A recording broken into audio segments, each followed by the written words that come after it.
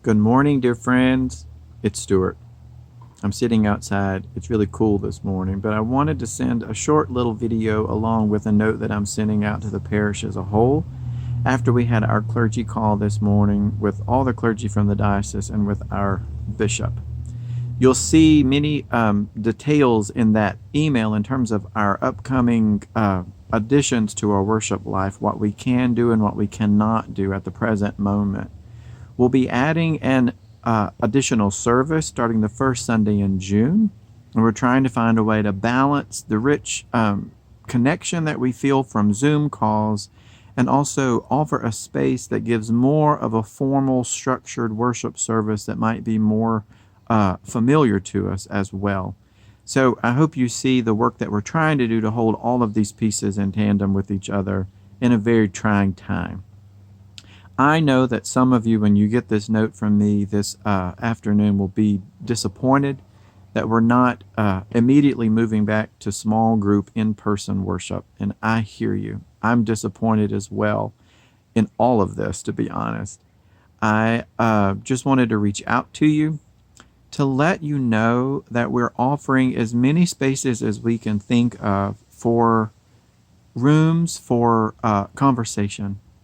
The upcoming webinar that Cheryl and Cynthia will be doing, the clergy are available to you and to each other as we hold all of these times as best as we can. I know we're going into the summer months as well. I'm approaching summer, just to put this out there, a little differently than I have in prior years.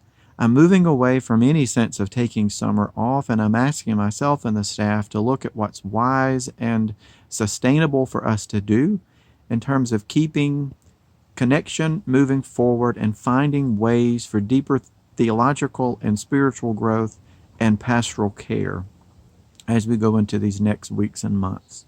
To that end, you'll hear more from Cheryl and me in particular about moving away from my weekday Facebook Live classes to a once-a-week Tuesday morning at 10 a.m. Theological study group.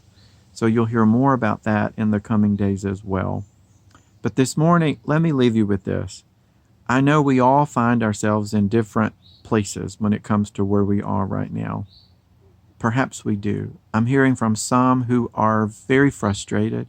I'm hearing from most who are comfortable and content with where we are. We're doing our best to pull together a leadership team that will help us discern all of the moving parts that we have in front of us.